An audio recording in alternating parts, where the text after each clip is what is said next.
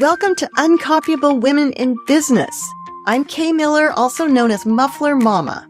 I've been the #1 salesperson in a male-dominated industry, a successful entrepreneur for over 30 years, and now my mission is to help you build a business and brand nobody else can compete with. If you're ready to break out of the pack and create your own uncopyable advantage, stay tuned. My guests and I are here to help. Do it one more time. Second try? There's no third try. My guest today is Dr. Ruth Mannschreck. Ruth is a dentist, business strategist, and founder of Shoreline Strategies. Ruth built a thriving dental practice while raising 2 young boys, but everything changed when her daughter was born with complications and spent weeks in the newborn ICU. That experience led her to cut back her hours, build smarter systems, and actually grow her practice. And now she helps other business owners do the same through her programs, Business Lifestyle by Design, and Prep It to Sell. Ruth, welcome to the podcast. Thank you, Kay. I'm so happy to be here. I'm looking forward to this conversation. It's been really fun to get to know you both through my research that I did beforehand and our conversation before we started recording. And out of all the vast experience and knowledge that you have, one of the things that jumped out at me is work fewer hours. And you had an interesting comment on that about time management. So let's start there. Is that okay? Sure. Many of my clients come to me and they say, I need you to teach me time management because I work too many hours. I have too much to do. I never get to see my family. I need time management. And my response to them has always been, there's really no such thing as time management. Time is this ethereal thing that we made up to be able to talk about the passage of history. We don't manage. We have absolutely no control over the time. What we can control and what we want to manage is behaviors, both our own and our team, our employees' behaviors in a business situation. My path to getting your life back, to getting a sense of, not a sense of balance so much as in, I like to think of it as in harmony, like music, an accord between your work life and your personal life, is to manage your behaviors and the systems, etc., in your business. Now, you were forced to take a completely different look at things. So we've got to hear that story about your daughter and what happened there, because you haven't told me yet. So I, of course, want to know, and our listeners do. And I always forget this part. So my daughter says, you have to start with this part of the story. My daughter is great. She's got her master's in rehabilitative counseling. She's married. Life is great. But when she was born, we had 2 little boys and my practice was humming along 5 days a week, just fine. But when she was born, she had some complications and she was in the hospital for weeks, as you said. When she came home, she had to see 8 different doctors every week. And I thought I couldn't walk away. My practice was booming. I couldn't just set it down and say, sorry, folks, now I'm going to be a mom. So I got together with my team, and that's really important. It's not like I came up with a genius idea on my own. My team and I said, we have to cut our time in half because I need the other 2.5 days to care for my child and take her to all these doctor's appointments. And we did it. We went through just a year of testing everything you can imagine to get it down to. My team's rule for me was, Dr. Ruth, if you don't need a handpiece or your dental license to do it, you can't do it. So that kept me from doing all the million things that a business owner wants to do because we can and we know how. And it didn't occur to me that this was a great feat until I was in the hallway outside my office and the doc from next door, everyone in our building was a doc, and the doc from next door said, Ruth, what are you doing? You are never here, and yet you're paying your rent. You're still seeing patients. What are you doing in there? And we put together the 5 different changes that we did in my office, and he became my first coaching client. That's how I got started, teaching other professionals in private practice how to really streamline what you as the owner, as the founder, as the expert in your business, what you do, and how to work toward a business that runs itself. One thing that comes to mind is how you talk about your team. And I know you're retired now. I just want to throw that out. So you are retired as a dentist, but you had a culture among your team where they wanted to support you and you weren't the dictator telling people what to do. Mm-hmm. And that obviously you realize and agree with me. That is just so huge. You can't do it by yourself. Exactly. And there isn't anything to be gained by pretending in front of your employees that you have all the answers. Like, they saw how I was a leader before. I turned myself inside out and they noticed. They've been there. They were there yesterday. And today Dr. Ruth walked in with all this new stuff. You can't do that and have their respect.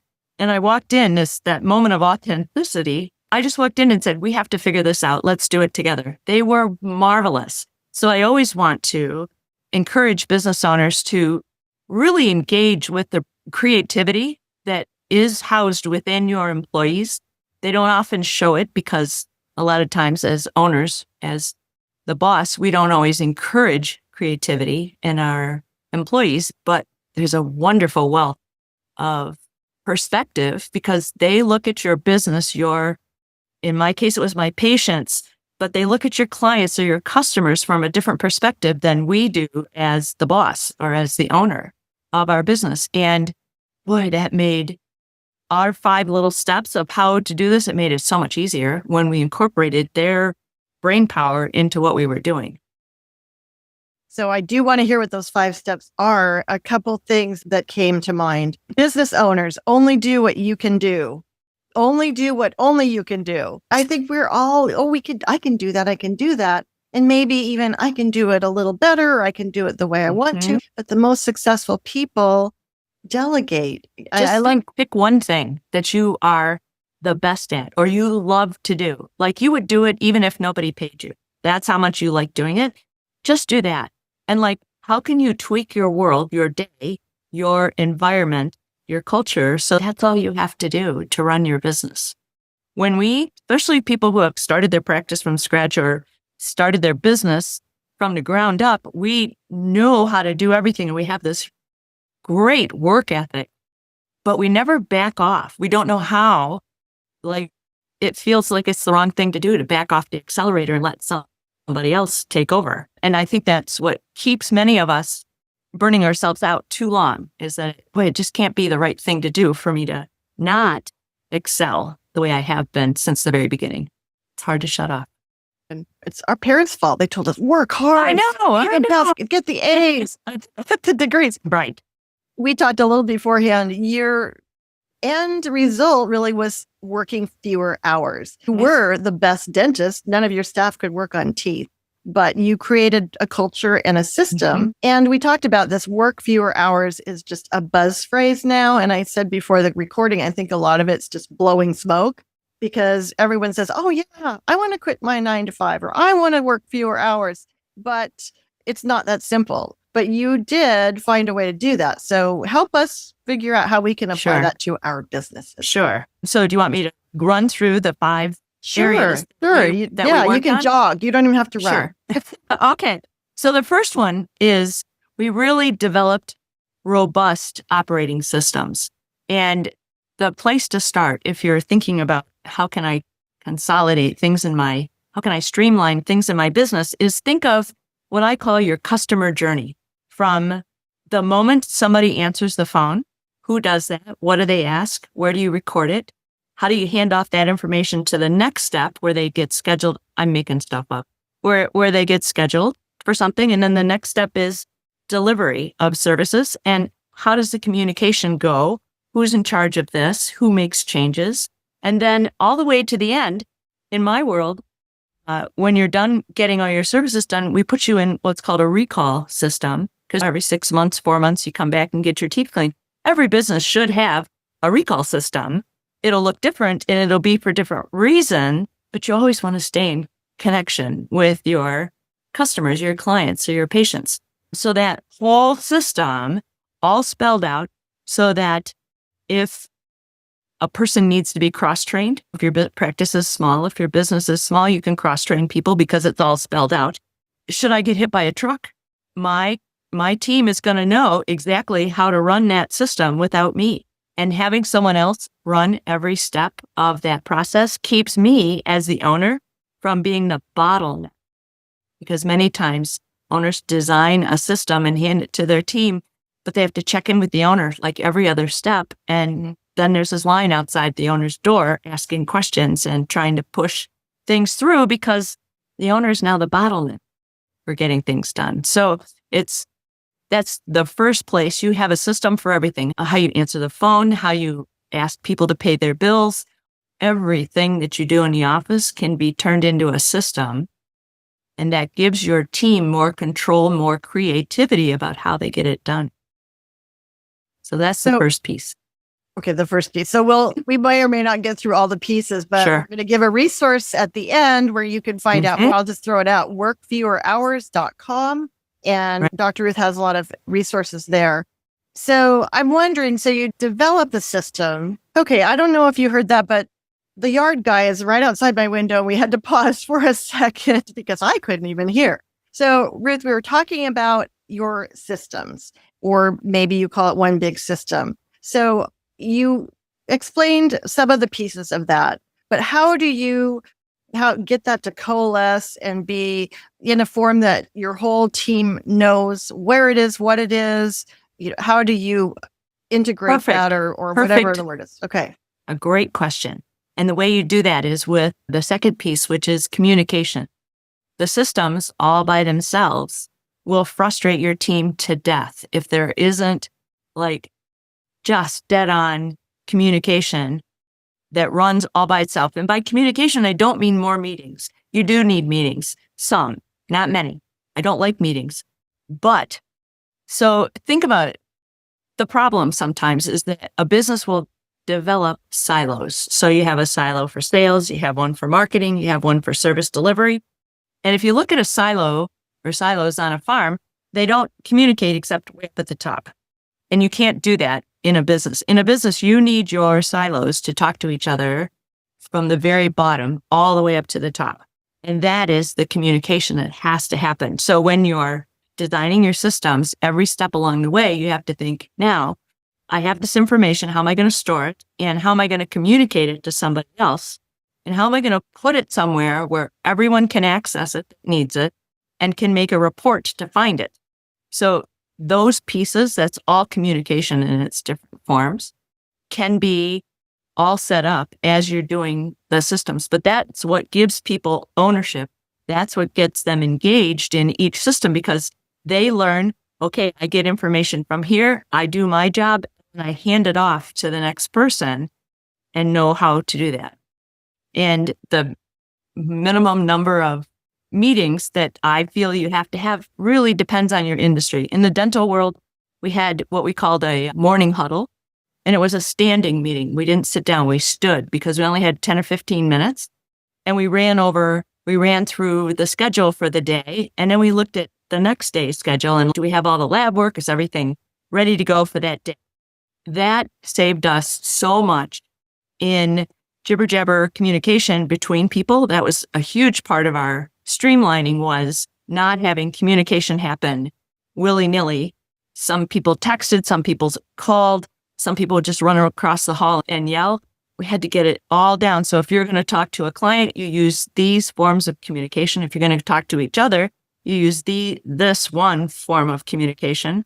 And if you want to talk to the doc, you use a different form of communication. So there wasn't cut down on how the volume and the amount of communication, and just made it just what we needed to get those systems to work together. That all makes a lot of sense. I love the standing part because meetings are the bane of many businesses' existence. So much time is wasted. I like on Zoom meetings, I just have a timer I have that tells me when to stop. I'm like, okay, this is how much time we have. Yeah. So, and then the other thing I wanted to point out, of course, anyone listening is going to know about Moose. That's what we call our ideal target market.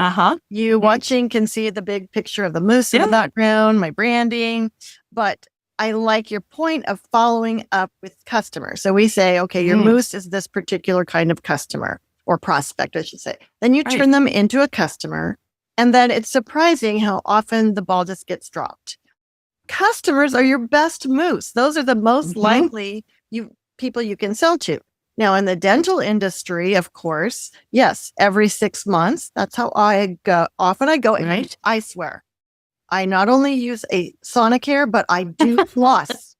I floss. Yeah, And the it dentist does. always says, you know what? You really do floss. Yes. And so you will keep those teeth till the day you want them to outlive you. Good job. When I was a kid, I remember the sign in my, the kid dentist, what do they call it? Pediatric dentist. And it said, you don't have to floss all your teeth, only the ones you want to keep. That's right. Yeah. It's very true. So take care of your teeth, people. So simple, but so true. It's just something that you really have control over with your health. So many things we don't, but that is something that we do. Hey there. If you're listening to this podcast, I'm going to take a wild guess. You want an uncopyable advantage.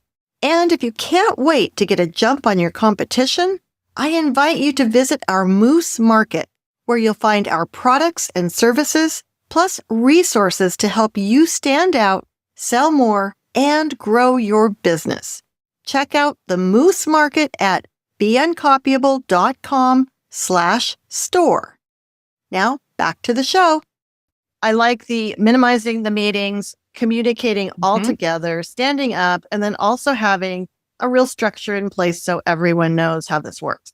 The silos comment, that is so true. Of course, my specialties are branding, sales, and marketing, and especially marketing and sales. Oh my gosh, siloed. They're always siloed. Yes. They don't talk to each other. They don't ask each other what they think.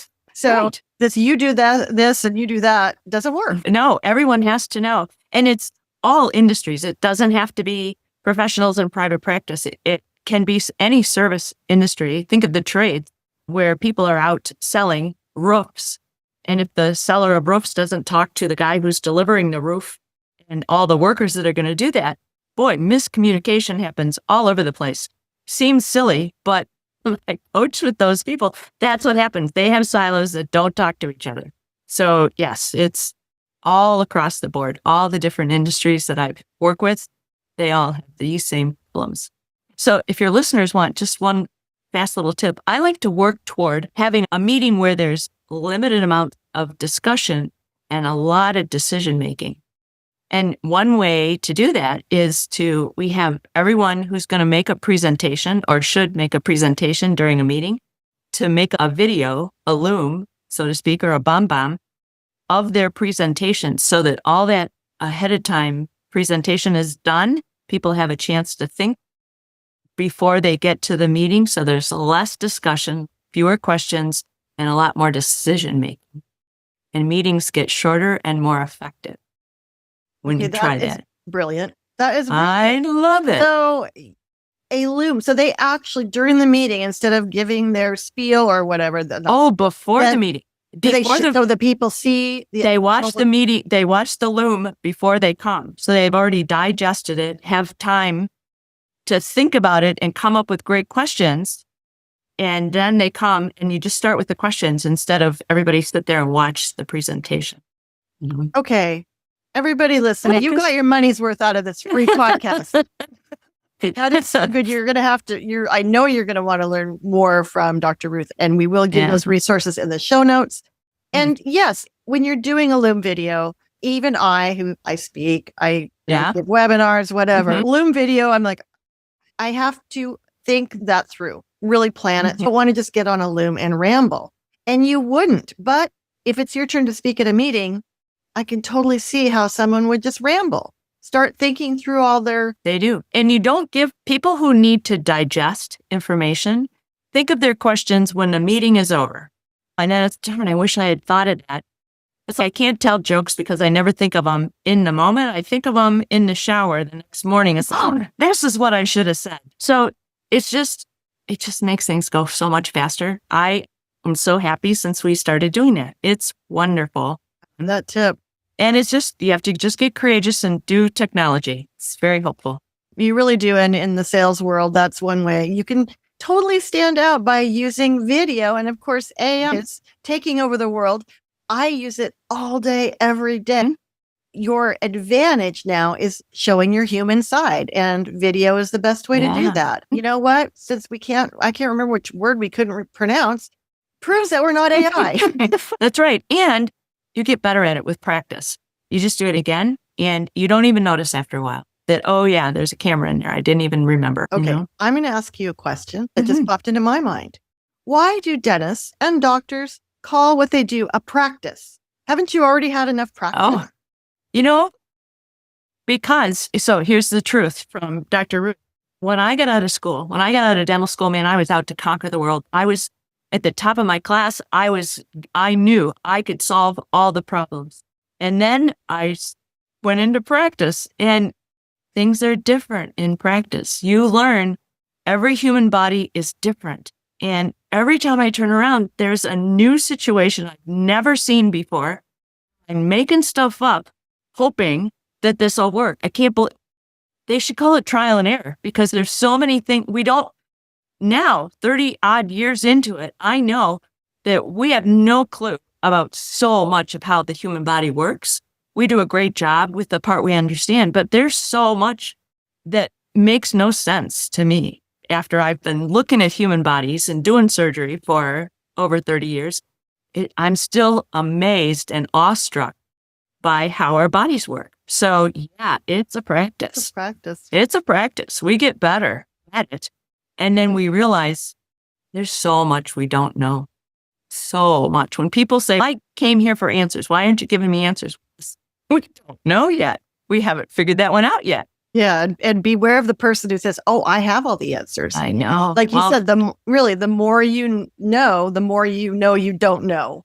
Exactly. You figure it out right away. I mentioned this on the podcast. My new passion for the last year and a half, besides the podcast, is playing the piano. And I feel wonderful. I love it. And I feel like I'm a toddler in the world of music and playing the piano. My teacher, who is also a composer, a brilliant composer, she just gives a few lessons on the side, a couple old ladies, me and another woman, and then third graders. But when I tell her, I say, geez, it's just so much. There's so much out there. I'll never learn it all. And she said, I feel the same way. Yeah, boy. That's just, and so when people say, when the bonus session, I laugh because I say, is there anything you'd like to change about yourself? And I've had a few people say no. And I think I'm going to rephrase it to, is there anything you'd like to improve about yourself? There's always more out there. So we don't have a ton of time, but I want you to talk about building a business that you can sell for the price you'd like to sell it for. Sure. So real quick, the reason that I focus on helping people sell their business is because I sold my first practice and did a horrible job of selling it. None of it was the buyer's fault. I was not prepared. So these are 4 little things that people can do to make sure they don't go into the sale unprepared. The first is to increase the value of your business.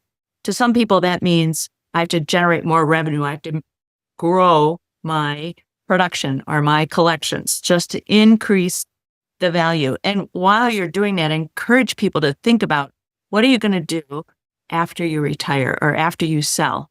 Are you going to start another business? Are you going to go fishing? Are you going to travel? But have a plan. Figure out what's non-negotiable in your world. It's very common for professionals to have golden handcuffs. So you can sell your practice, but you have to stay for a year, 3 years, 5 years. And maybe you don't want that, but you need to decide ahead of time how far will you go if you can only find a buyer who wants you to stay for another year. So think about, who is your ideal buyer? All buyers are not the same. Right, just like determining your moose, your prospect. Exactly. Exactly. Your moose. Define everything about what you want. Exactly. I liken it to Goldilocks and the 3 Bears, because there's a buyer for every single size bed that she found, big, small, medium. You just have to match up what you want with someone who wants exactly that because not everybody wants a gigantic business that has huge revenue. Some people just want, you get what I mean. You just have to find the buyer who's looking for what you've got and focus just on them. The second thing you can do is decrease the risk. A buyer and their broker is always going to find risk in your business. And sometimes risk looks like an owner who's the main rainmaker in the business. Like, the community knows the owner. They always go to him. Most of the sales come through the owner's relationships or referral partners. When you leave, the new buyer is going to not like that, because now who's going to be that rainmaker? Same thing if one of your employees is more productive than the rest, that's a risk for the buyer, because if that employee leaves when you retire, they're sunk. They've lost a big chunk. Another example is if you have 3 or 4 clients or customers who represent a big percentage of your revenue, when you leave, they may leave because they have a relationship with the owner. So you want to make sure that those little types of risk you work on mediating, like spread things out so it's not so dependent on one or two people. The third thing would be to think about what makes you different. Here's your branding. What's your competitive advantage? Why? I know. What makes you uncopyable? Yes. So if there are 2 dental practices in the same town, why would somebody buy mine instead of the guy next door? And why would they pay more for mine than the guy next door, even if all the other things are equal? There are huge things people don't always, and the biggest one that I like people to think about is intellectual property. What are things in your business that are your babies? You created it, you did it. Are you going to license it? Are you going to franchise it? Are you going to sell it separately? There's lots of thought that can go into that. We don't always think about that. And the last thing is to make your business turnkey easy. Buyers don't want to buy a job. They want to buy a cash machine. They want to buy something that generates revenue, and they don't want to spend 80 hours a week doing it. So make your business self-propelled. Make it easy for them to just get it going and orchestrate, but not run everything themselves, if that makes sense. It all makes sense. I just feel like I'm drinking from a fire hose there. I'm sorry. Yeah. No, don't be sorry. And I keep looking down and taking notes because That's there's fine. so many things that come to mind. I love the uncopyable angle. We have 2 books, Uncopyable You, which is personal branding. So much of it applies to having a business, especially a small business like a dentist practice. That you're so many different things, like you said, how you treat the customer, that whole flow that can set you apart. The right moose for sales is always someone who sees value in what you provide. My favorite example is probably the fact that some people stay at a Motel 6, some people stay at a Four Seasons, and they may be people that can afford either one, and they spend their money in different places. So you have to find a customer and a buyer that sees value in what you're doing. And that's ready, that's ready to, has the right pain point at the right moment. Right. The moment. Yes, the moment. And so do you talk about that in your work fewer hours as well? Or is there a different place that people can find out about that kind of information? Selling your business? That would be, yes. So we have prepitnow.com is where we have resources for your listeners. If they're interested in, it's actually a checklist of things to think about. We talked about a few things, but there's 10 or 11 different things to think about before you think about putting your business up for sale, because newsflash, it takes longer, takes a while to correct some things, to make changes, or to just spruce it up. Think of it like when you sell your house, all of a sudden, everyone's a critic and you have all these things that you love and they don't. And it just takes time. It takes time to get things, because you'll get your value out of it. It's worth spending the time to do it ahead of time, so you don't regret your sale like I do. The first time. First time. And we're out of time, but there is so much more that we could learn from you. And so I'm glad that you have these resources for us. And I will put all of those in the show notes. How would be the best way to reach out to you? LinkedIn or where? LinkedIn is great. You can also go to our website. It's shorelinestrategies.com. Great. We will do that. And one thing I wrote down that I didn't want to just skip over is what a blessing that your daughter is healthy. Yes. Oh, my goodness. I can't imagine. I've never personally, I have one daughter, gone through that kind of a scare, but I've done it with plenty of other of my friends. And it's just indescribable. I don't know. And hallelujah that she's. Yes. And your boys are probably okay too. Yeah, they are. Yeah. Now she has 3 brothers. So we had one more after her. So yes, my daughter and 3 boys. She's quite a little tomboy. I know we didn't get, maybe in the bonus episode. So curious because I'm sure most dentists are men. Oh, yeah. Oh, yeah. So we'll talk about that in a couple minutes. But you listening, enjoy this information.